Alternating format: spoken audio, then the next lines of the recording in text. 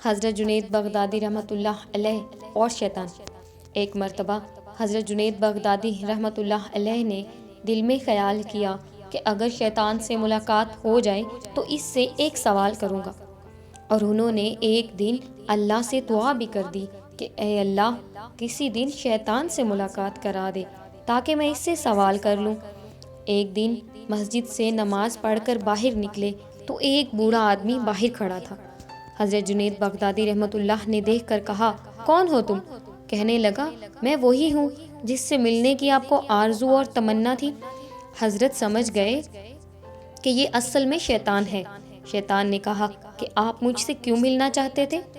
حضرت جنید بغدادی نے کہا کہ میرے ذہن میں تیرے متعلق ایک سوال ہے۔ سوال یہ ہے کہ جب اللہ پاک نے تجھے حضرت آدم علیہ السلام کو سجدہ کرنے کا حکم دیا تو میری سمجھ میں نہیں آتا کہ آخر تجھے کس چیز نے اللہ پاک کے حکم کی تعمیل سے روکا؟ کیوں تو نے سجدہ نہیں کیا؟ کیا تو اللہ پاک کی عظمت کو نہیں جانتا تھا؟ ارے تجھے اللہ پاک کی معرفت حاصل تھی، اللہ پاک کی عظمتوں اور جلالتوں سے تو واقف تھا۔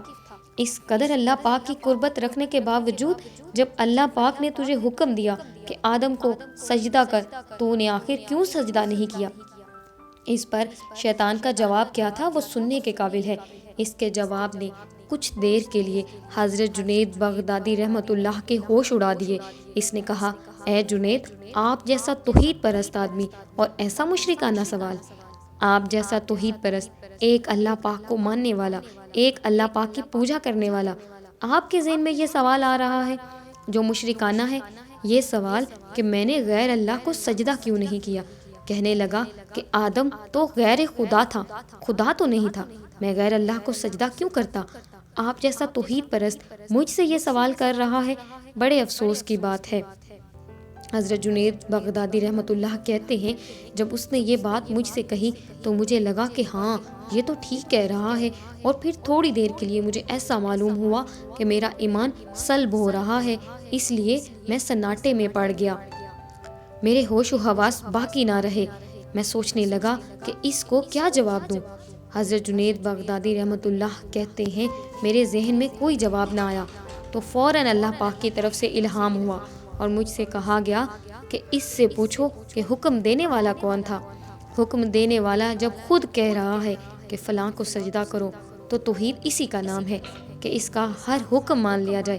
حضرت جنید بغدادی رحمۃ اللہ کہتے ہیں، اس الہام کے بعد میرا ایمان برقرار ہوا، ورنہ مجھے محسوس ہوا کہ میرا ایمان سلب ہو رہا ہے۔ یہ ہے شیطان کی عیاری اور مکاری، نہ ولیوں کو چھوڑا، نہ غوث و کتب و ابدال کو چھوڑا، نہ انبیاء کرام کو۔ غور کرو کہ شیطان کس طرح باتوں اور چیزوں کو خوبصورت کر کے پیش کرتا ہے، اس کا اندازہ اس واقعے سے آپ کر لیجئے۔ اس لیے کبھی بھی شیطان سے بے فکر نہیں رہنا چاہیے۔ شیطان مختلف بہانوں سے ہمیں سیدھے راستے سے بہکانے کی کوشش کرتا ہے۔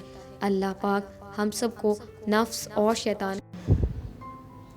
اگر آپ کو ہماری یہ ویڈیو پسند آئی ہے تو ہمارے چینل کو لازمی سبسکرائب کریں اور ساتھ لگے بیل آئیکن کو لازمی پریس کریں تاکہ ہر نوٹیفیکیشن آپ تک پہنچ سکے اور ہماری حوصلہ افزائی ہوتی رہے۔ جزاک اللہ۔